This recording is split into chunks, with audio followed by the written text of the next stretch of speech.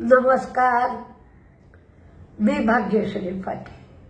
Market आणि मी हा सोप्या मराठीतून शेअर मार्केट समजावून सांगण्याचा माझा एक उपक्रम आहे। आज तुम्ही मार्केटचं थोडंसं निरीक्षण केलं का? आजच्या मार्केटमध्ये फार्मामध्ये तेजी दिसली। तुम्ही जर निरीक्षण केलं असेल तर तुम्हाला ही तेजी जाणवली असेल। त्याबरोबर सगळे जे IPO येत आहेत त्या IPO मध्ये ज्यांना काही शेअर लागले त्यांना चांगल्या पद्धतीने लिस्टिंग गेन झाले असंही आज आढळलं। ही दुसरी गोष्ट, फार्माचे बहुतेक शेअर तेजीत होते। फार्मा आणि IT काही काळ तेजीत राहील आणि IT मध्ये सुद्धा मिड कॅप IT म्हणजे मार्केटचं व्हॅल्युएशन जास्त आहे। त्यामुळे पुढच्या वर्षीसाठी म्हणजे 2025 मध्ये मला एवढा पट फायदा झाला पाहिजे असा विचार मार्केटमध्ये करून चालणार नाही।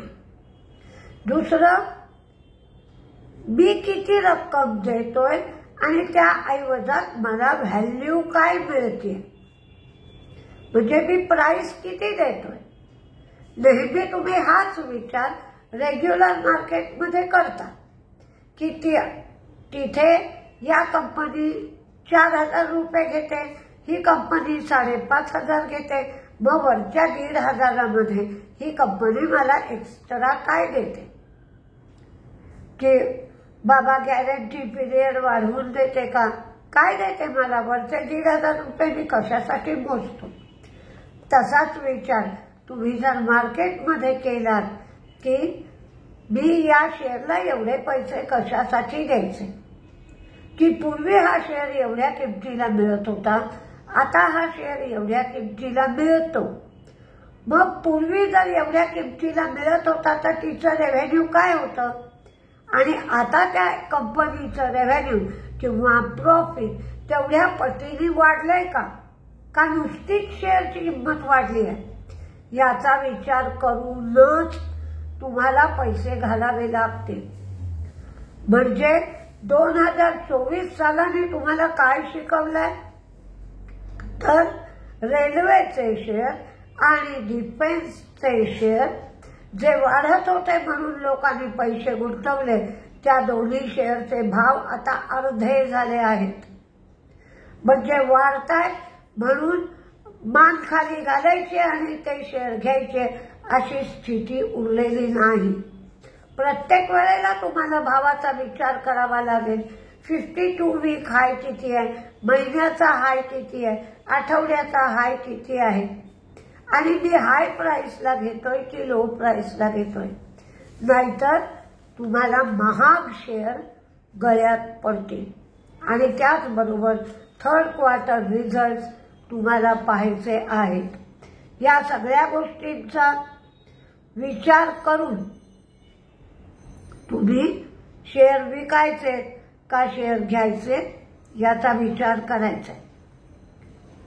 आज जे 5 लिस्टिंग झालं 5 कंपन्यांचं, त्याच्यामध्ये दम कॅपिटल किंवा दाम कॅपिटल याचा शेअर बॉम्बे स्टॉक एक्सचेंजला 392.90 आणि नॅशनल स्टॉक एक्सचेंजला 393 रुपयावर लिस्ट झाला आणि हे शेअर 283 रुपयांनी दिले होते।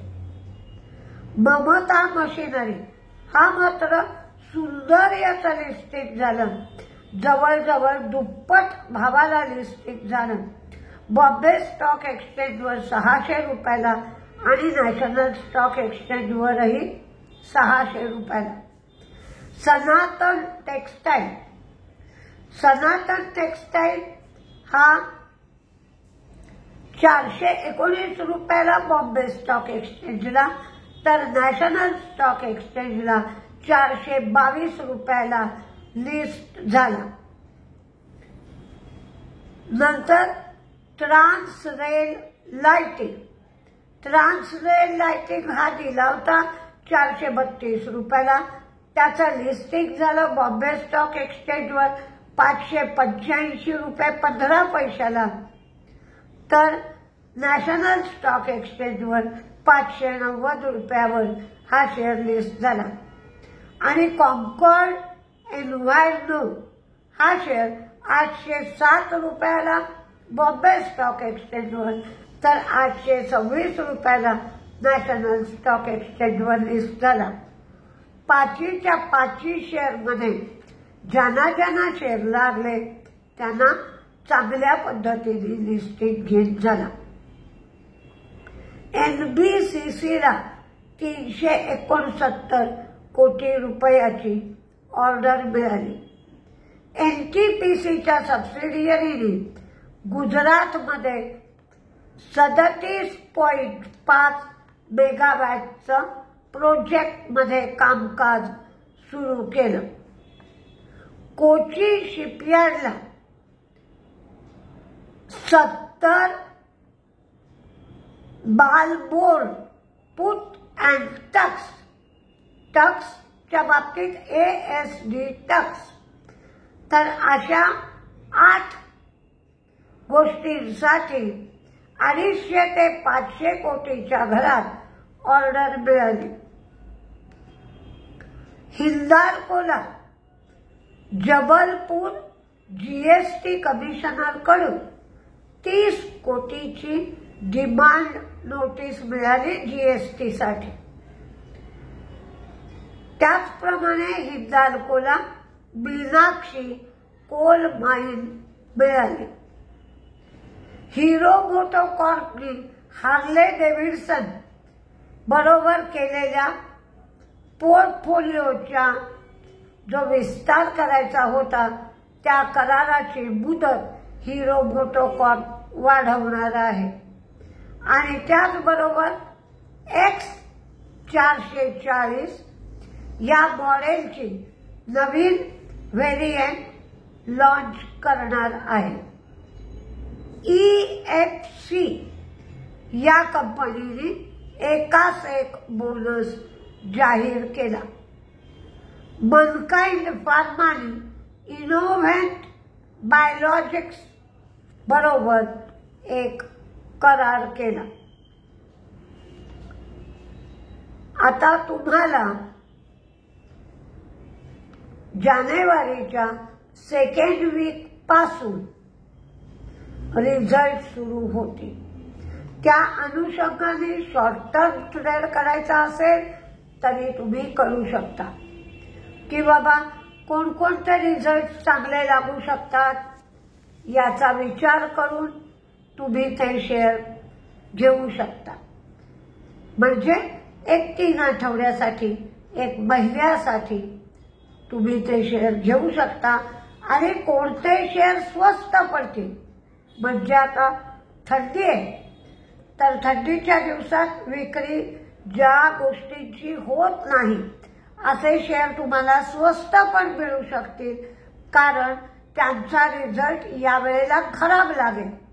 पण 6 महिन्यानंतर उन्हाळ्यासाठी त्या वस्तू उपयोगाच्या असतील तर त्यावेळेला त्या गोष्टी वाढतील. तर अशा कोणत्या गोष्टी आहेत बाबा असा तुम्ही विचार करू शकता आणि विचार करून त्या खरेदी करू शकता. आता आत्ताच्या सीझनमध्ये तुम्हाला थंडी आहे सगळीकडे, ते AC जास्त लागत नाही, कूलर एवढ्या मोठ्या प्रमाणात लागत नाहीत, तर त्याचे जे शेअर आहेत त्यांचे रिझल्ट फारसे चांगले लागणार नाहीत. तर ते तुम्हाला शेअर स्वस्तात मिळतील आणि ते शेअर तुम्हाला उन्हाळ्यात विकता येऊ शकतील. असं मी तुम्हाला उदाहरण दिलं, त्यानुसार तुम्ही विचार करा. किंवा लिकर, थंडीच्या दिवसात लोक लिकरचा अधिक प्रमाणात उपयोग करतात किंवा प्रवास करत असतात, परदेशातली लोक आपल्या इथे येत असतात, त्यामुळे सुद्धा लिकरच्या कंपन्यांना फायदा होतो. पण उन्हाळ्यामध्ये लिकर लोक घेत नाही. उलट उन्हाळ्यामध्ये तुम्ही वाईन घेता अधिक मोठ्या प्रमाणावर. त्यामुळे तशा पद्धतीने विचार करून शॉर्ट टर्मसाठी तुम्ही ट्रेड करू शकता. रिझल्ट कशाचा चांगला येईल, रिझल्ट कशाचा वाईट येईल. वाईट रिझल्ट आला, कंपनी चांगली आहे, आपल्याला ते 4-5 महिन्यासाठी खरेदी करता येतील का, असा विचार करून तुम्ही खरेदी करा. मी जानेवारीला 25 आणि 26 जानेवारीला कोर्स ठेवला आहे. हा कोर्स ठाण्याला आहे. ज्याला कोणाला चौकशी करायची असेल त्यांच्यासाठी फोन नंबर 9699615507 9699615507 या नंबरवर तुम्ही चौकशी करू शकता. नमस्ते.